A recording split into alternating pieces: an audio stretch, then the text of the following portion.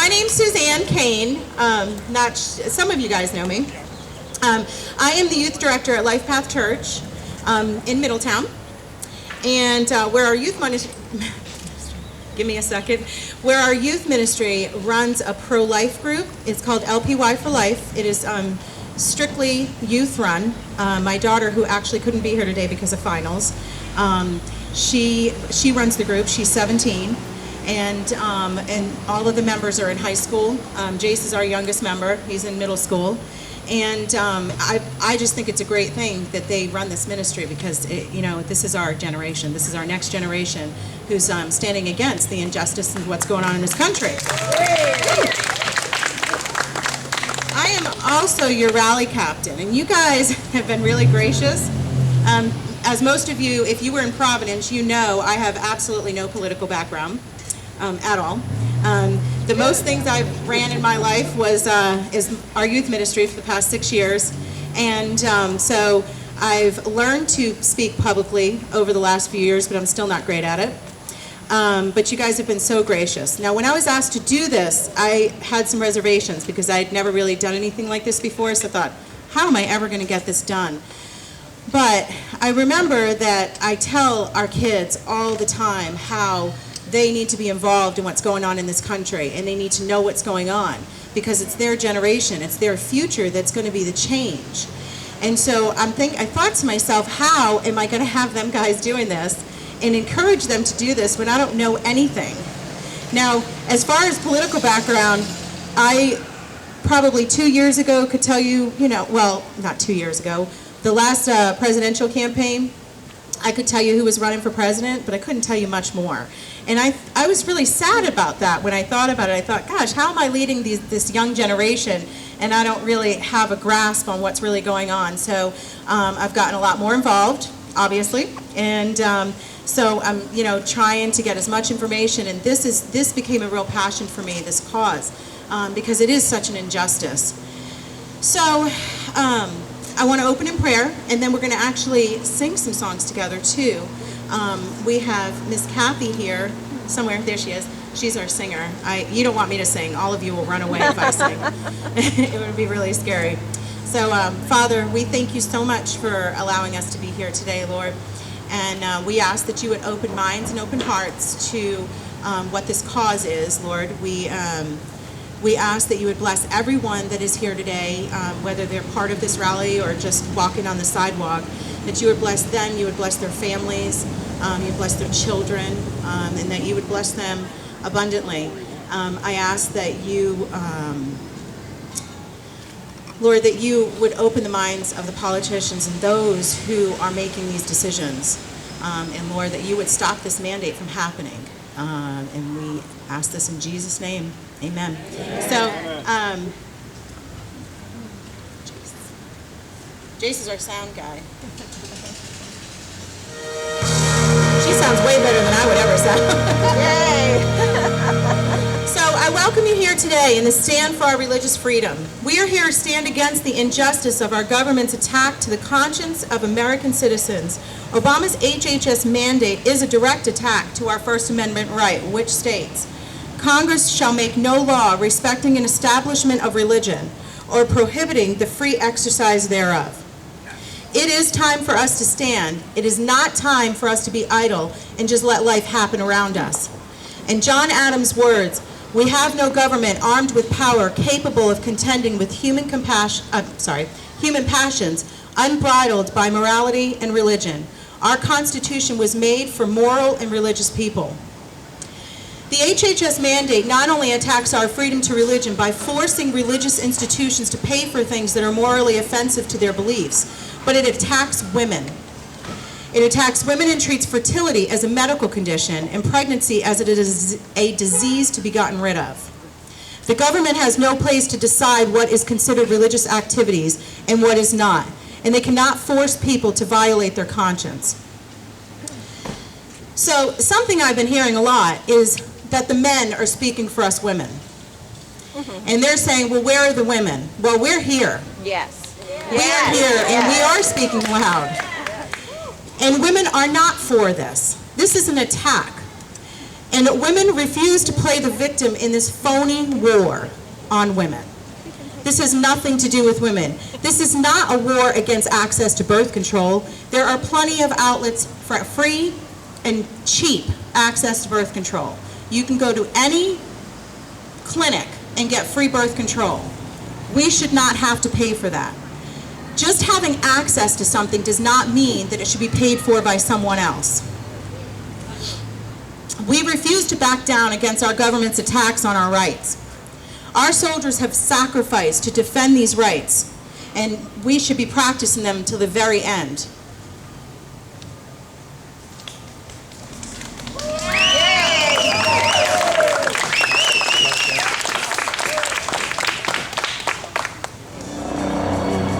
I was listening to that song on the way here. My kids were laughing at me because I started crying. I always cry when I listen to this song. Because it does remind us that our soldiers, our American soldiers, this is the very reason why we have the freedoms that we have. I mean, we're able to stand here today because of our freedom, and because there is somebody there fighting for our freedom. And if we don't use our rights now, they can be taken away from us, just like this mandate is trying to do, because it doesn't just start with just this. If this happens, this is going to open the door.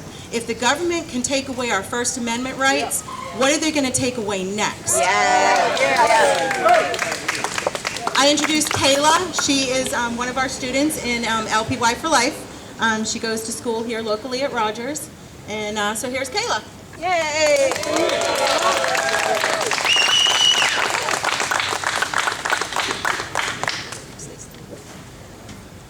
Hi, everyone. So, like Suzanne said, I go to Rogers High School, and I'm a junior there. And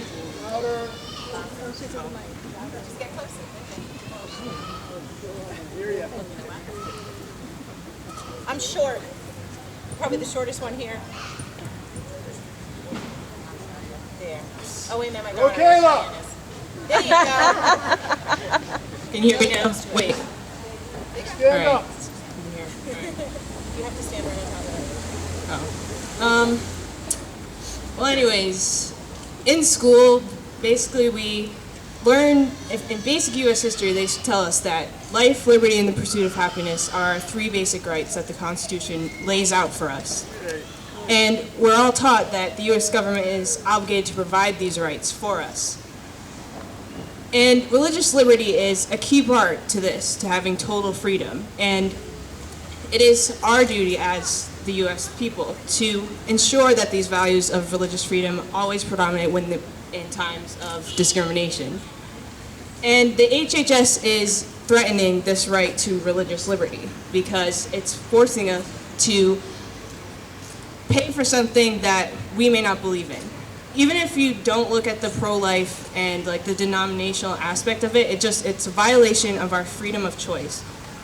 Throughout history, soldiers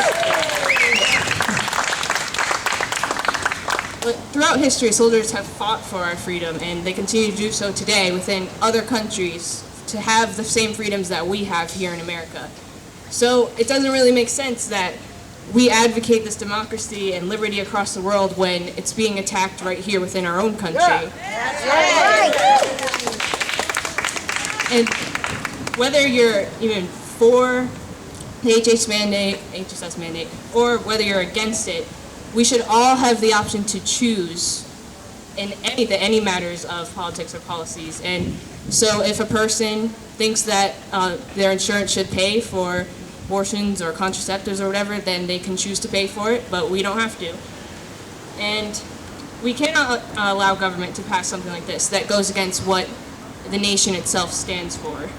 And if we allow it, and it opens the door for them to begin taking away our other freedoms one by one, and eventually we could end up powerless and unable to do anything about it. So we're here today to take a stand before the rest of the country so that everyone will realize that we must do something about this before it is too late.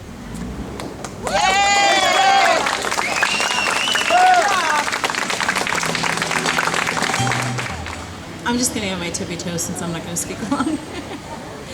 So as that song reminds us, there is so many out there that have no reason, they have no understanding of why we have all the freedoms and liberties that we have. They're just completely ignorant to it.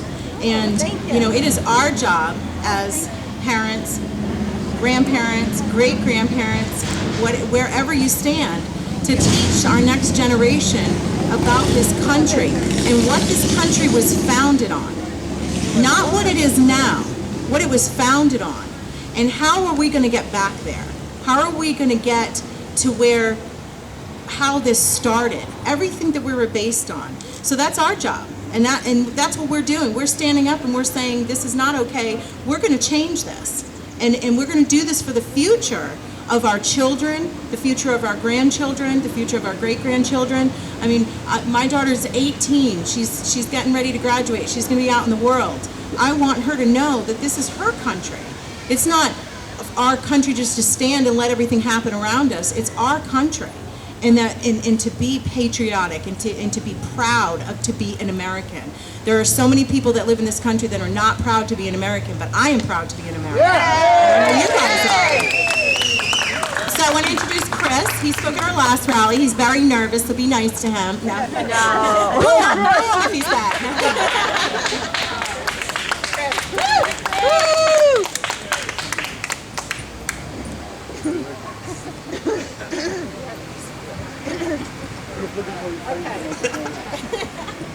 I don't know if it goes that tall. Here, just take it. There you go. Sorry, I am really nervous, as Suzanne said. Hi, I'm Chris. I'm a junior at Rogers and Middletown High School. And He's so smart he goes to 2 schools. no, that's not really that true. But even as a junior and a young person, I know that my rights are being violated, you know? And it's so funny, all my life I know that I have the religious rights, and now they're being taken away. I feel like offended that our country is taken away. And I just really encourage my generation to stand up with us and defend our rights. And my fellow citizens to stand up with us against this. And we protest the mandate forcing all businesses, not just religious institutions, but all businesses, to provide coverage of contraception, sterilization, and abortion-inducing drugs, even if it violates the employer's own moral position on these matters. And I think that is really wrong, and that this country is doing that. We need to stand up against this. Excellent. Excellent. All right, I'm going to introduce Joe. He is one of our most awesome church members that we absolutely love. He's a great advocate for our youth. He absolutely loves our youth group, and he just supports us tremendously.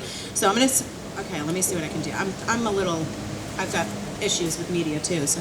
All right, he's definitely taller than me. So I'm going to take over the camera. He's going to come and speak, and this is Joe. Yay!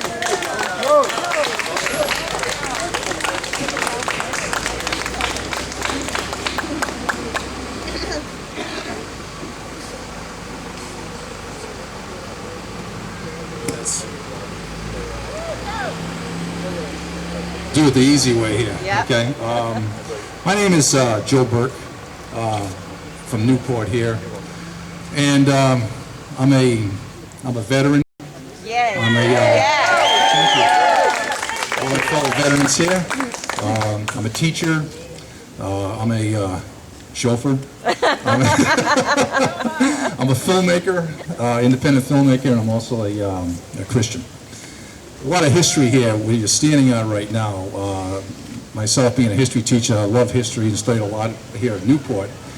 And through my right here, this road right here, this is where, in the colonial days, this is where they led the slaves up. This path right here that be auctioned off over here at the front of the City Hall. And with the City Hall is right now. And over to my left here, the buildings to my left leading up to Toro Synagogue, this was a major area for the Underground Railroad. And this is where the people hid the slaves, the runaway slaves, to be able to get them freedom into Canada.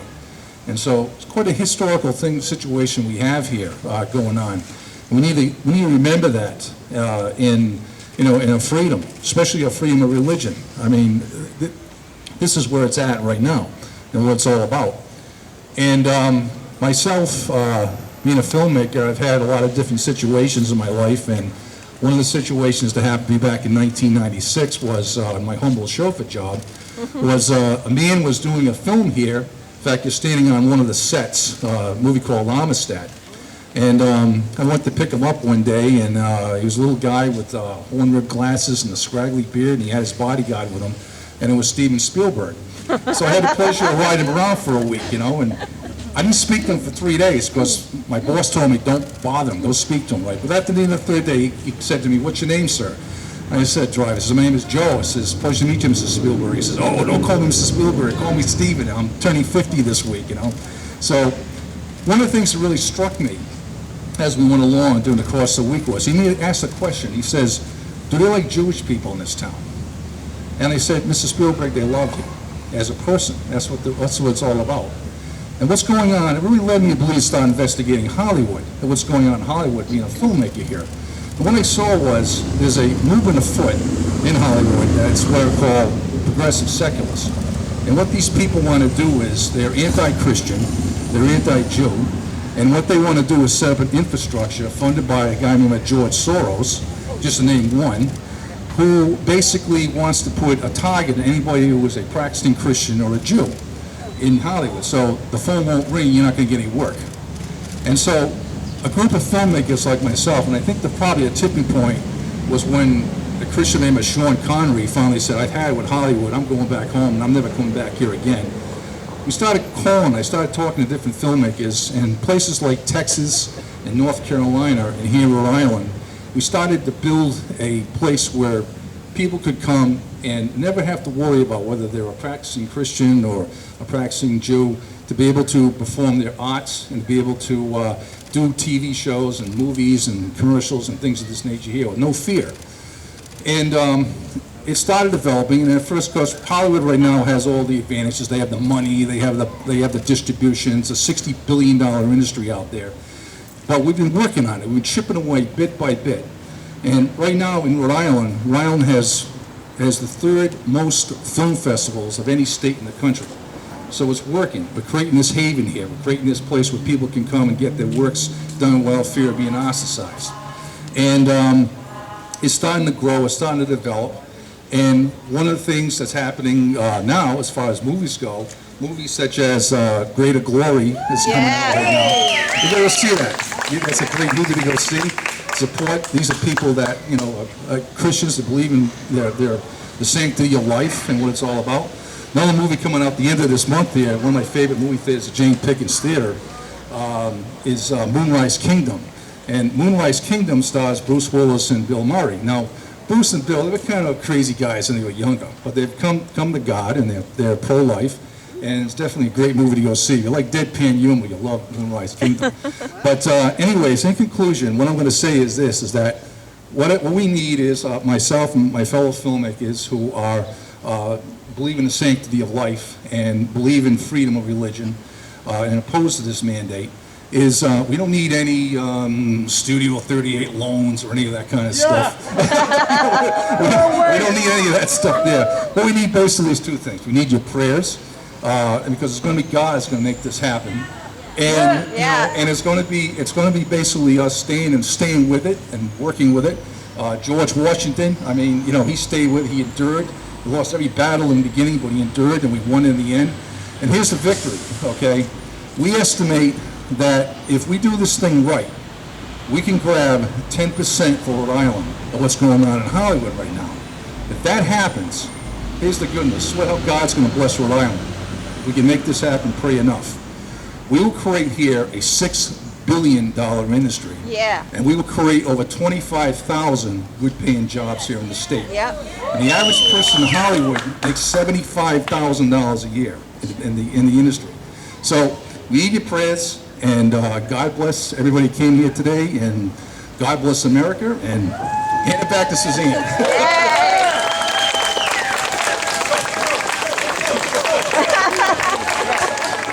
So that's a good reminder. Only in America can we do all of the things that we can do.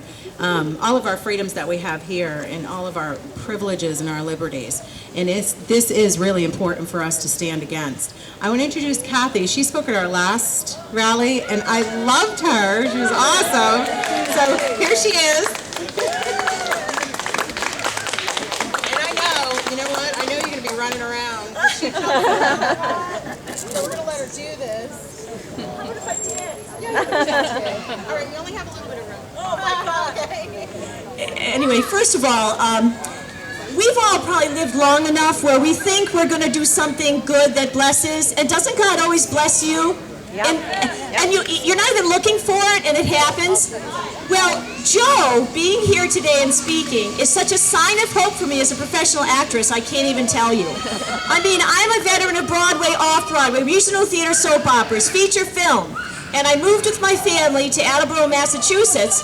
And yes, I'm back in my career now. My daughter's a teen now, and I went back to got the agent and the union cards, paying the dues again, everything else. But you know what? There are auditions I have to turn down. They're so ungodly. I just can't in good conscience do them. Yeah. Now, that doesn't mean that a lot of the movies that are out there that we have to always have a very blatant Christian theme. Because anything that points to beauty and truth will point to God. Yep. We need more Christians, more righteous people, godly people of every denomination and faith to make movies, write books, and be in the arts, and do the paintings, and write the songs, whose beauty and truth is so outstanding that they will have to be noticed. So I just have to say that, first of all, what a sign of hope Joe is for me as an actress. But the other thing I want to preface quickly before my comments, and I promise I won't talk too long, is that a lot of the things I address today, a little bit more than last time, comes from my worldview as a Catholic, a journeying Catholic who has come to a place in my life who is convinced that the truths of the Catholic Church are it for me. I have nowhere else to go, okay? This is it. I'm convinced. But that doesn't mean that if anyone here is not a Catholic, or not a believer at all, or of a different faith, I'm in solidarity with you. I love you. I thank you for being here because you get it. Yeah. In actuality, okay, so I'm going to begin my notes. I hope I don't digress too much, but my name is Kathy Harum, as I said. I'm an actress, professional actress for many, many years. I'm a wife and a mom from Massachusetts. Now, over the last few days, I was trying to decide where am I going to go to one of these rallies, because there was 3 equidistant to my home. And then when I found out my wonderful 82-year-old mom, mother of 12, grandchildren, with a lieutenant colonel as one of her sons 4 times in Iraq, thank you very much.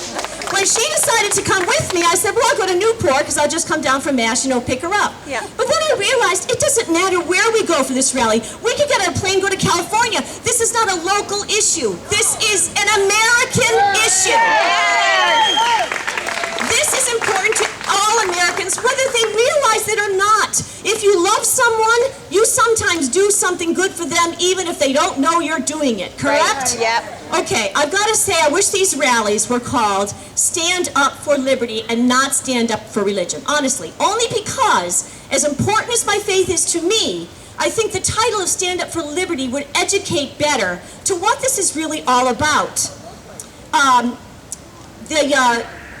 Freedom of religion and freedom of conscience, protected and solidified over hundreds of years by the First Amendment for all Americans, is a freedom issue that affects or will affect everyone, believers and unbelievers alike. You don't think that some nice humanist or atheist or pagan down the pike, something's going to come down, the government's going to say to them, you know what, there's this little chip with all your medical data, all your private stuff that we just want to embed in your skin. We've already experimented with pets and Alzheimer's patients, so can we just put this in your skin? And the government is telling you, oh, you've got to do it. Trust me, just do a little education. The science is like 2 weeks away, okay? You're going to tell me it's only Catholics who are going to say, I don't feel good about that. Not even on a religious, but my conscience is conflicted, okay? This is about everybody, okay? This issue is not about birth control, it's about government control. Yes. Make no mistake about it. Make sure everyone knows it. Get in conversation. It seems to me that the timing of pushing this HHS mandate to try and force the Catholic Church and her ministerial organizations to betray its central, unchanging moral dogmas is brilliantly diabolical. The government knows, and forgive me for mentioning this, but it's the truth. The government knows that the Catholic Church is culturally out of favor right now. Not only because her teachings go against the grain of sexual hedonism that our culture embraces, but because the church is going through a painful process of purging itself from the sexual perversion from within its own family.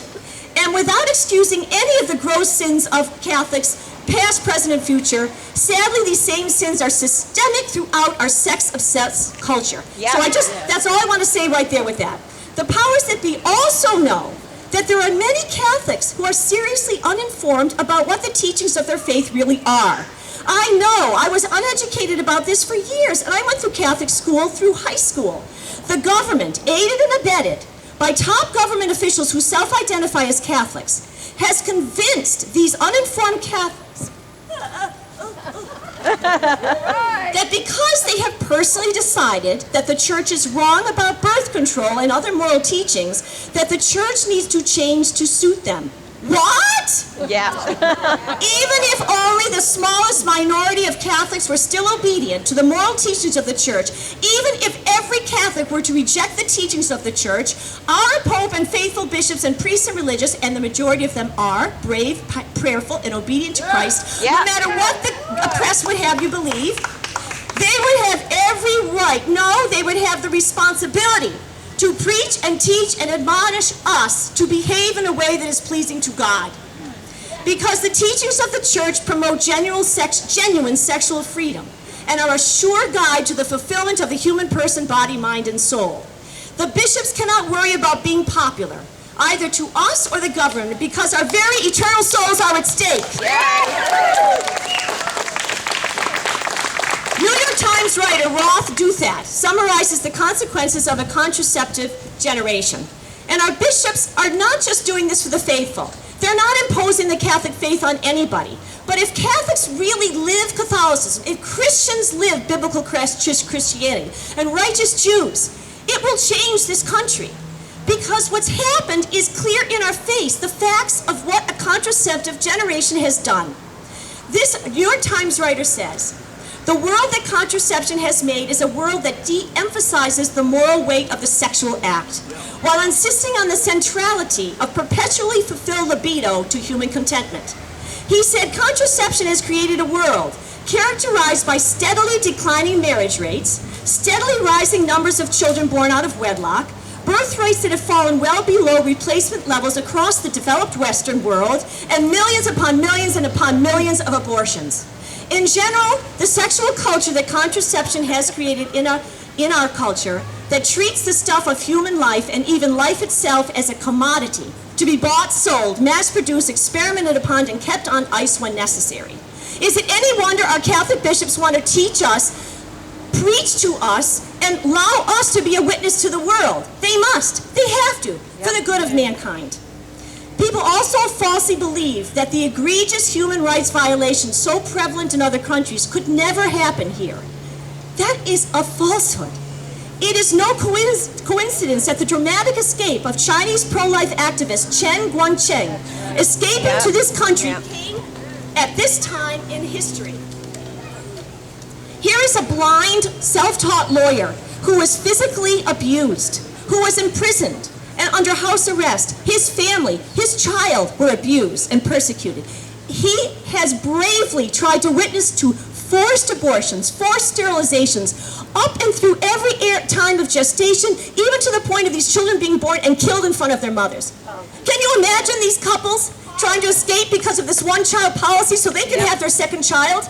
Now, if you're rich, if you've got the money, you can buy the government. You can pay the fines. Or if you're high up in the Communist Party, oh, all of a sudden, there's a second child. No one's going to say anything. But for the rank-and-file people like us, would you live in a country where there's a one-child policy? Tell me, would you? No. But we are one step away from that. We are one step in this country away. Do not be mistaken. Because that's what happens when you allow a government that much control over your faith, your conscience. That's exactly what will happen. Just talk to Mr. Chen, Mr. Guang Cheng about that. He'll tell you. Destroying something is so much easier than fixing it or creating it anew.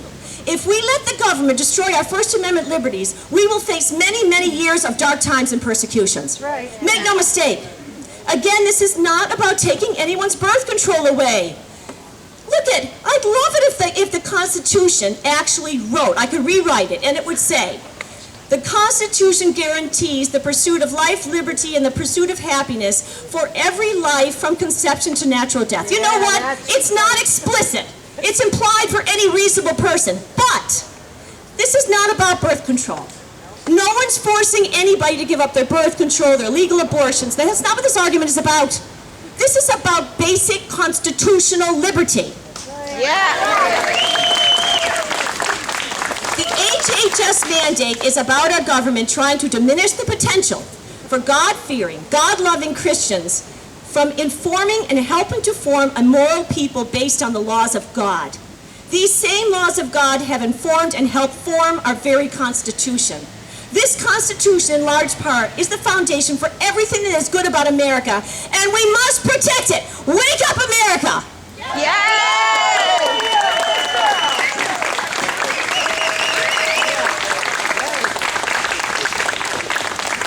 All right, you guys all know this song, and I'm going to lead you. Does anybody have it?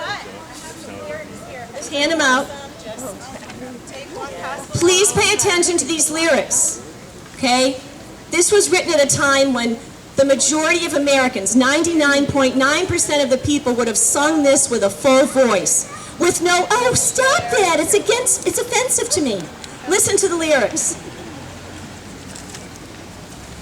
Oh, beautiful for spacious skies, for amber waves of grain, for purple mountain majesty above the fruited plain.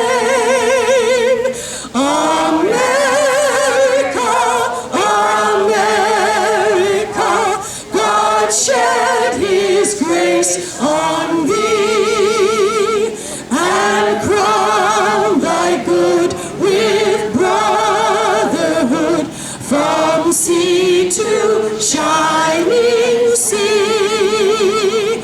Oh, beautiful for pilgrims' feet, who stern in passion's stress, a thoroughfare for freedom beat across the wilderness. America, America, God lend thine every flaw, confirm thy soul in self-control, the liberty in law. One more.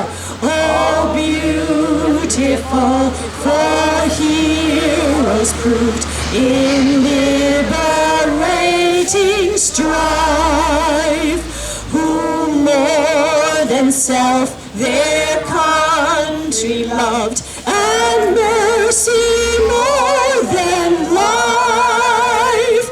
America, America, may God thy gold refine, till all success be nobleness, and every gain divine.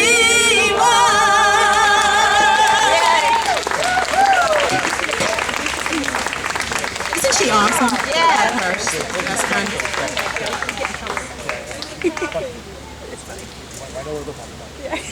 All right. In Ephesians 5:14 it states, "This is why it is said, 'Wake up, sleeper, rise from the dead, and Christ will shine on you.' Let us not be like sleeping dogs. Let us wake up, America, and stand. Stand for our rights, stand for our beliefs, and stand for each other." Hi. One word to that. Okay, you know what? Go for it. I've always had the last word. 12 kids, my poor husband knows it. But anyway, let me say this. I know whose mother you are. Yeah, You must be Kathy. Kathy's. And let me say this. Wait a minute. On myself. No, I won't. I'm telling everybody. You know what the enemy of truth is? Apathy. Multitudes. Come on. Kevin Costner said in his film, build the field and they'll come. The fields are built all around America at the rallies. Where are the people? Get them out. Make them stand up and be accountable. Yeah. I know where Kathy gets it now. All right, so as we're ending here, there's a couple of things that you can do. We have it posted on the table here. We have it over here also. So go to the standforreligiousfreedom.com and sign the petition. Okay, most of you have probably done that if you knew about the rally, but if you haven't, go do that. Also, on your way home, there's a phone number that I have up here, and it is to the switchboard of the U.S. Capitol. And let's flood their phones. And ask our congressmen and our senators to support the legislation protecting our religious freedom and to stop this mandate. Now, can you imagine if millions of people, now we are just one rally out of 153 rallies going on across America right now. This is nationwide. At this very moment where you're standing, across the country in 153 cities are thousands upon thousands upon thousands of people standing up for their rights. Now, can you imagine if all of us decided on our way home to call the U.S. Capitol and say, we're not standing for this, and flood their phones? They would have to listen. They would have to hear something.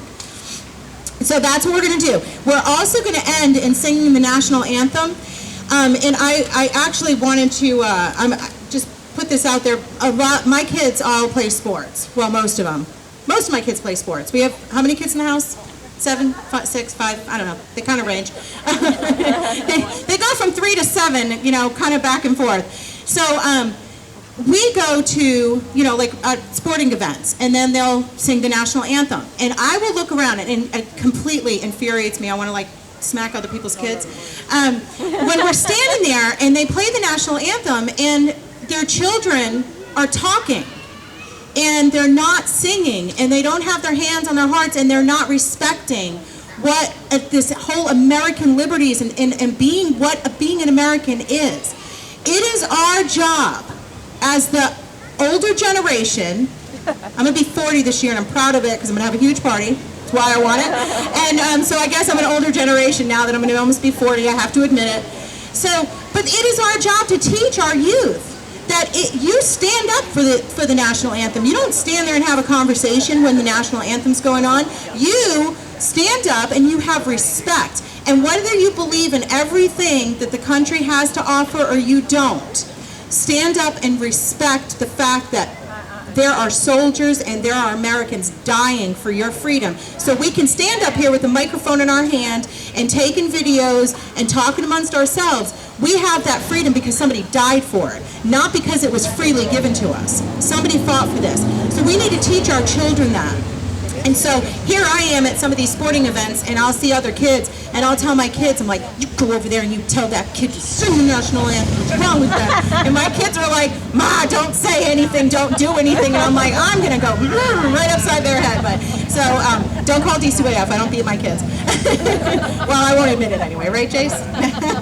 So that's how we're going to end. And I ask you, when you leave here, to call, to sign the petition, and sign up. We have an email list over here if you want to leave your email. The email is not going to any organization, it is going to me. I am setting up an email group. I will not share your email with anybody, and it's just so I can give you information on future rallies, because I know this isn't the end. And we will stand, we will fight this to the very end. Okay, so we're going to end the national anthem, and God bless you, and thank you guys for being here. Amen.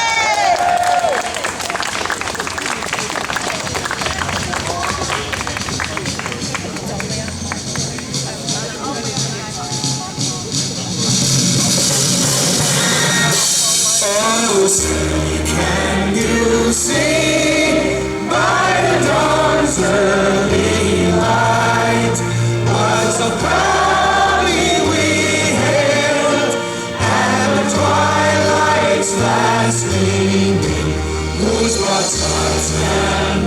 stars.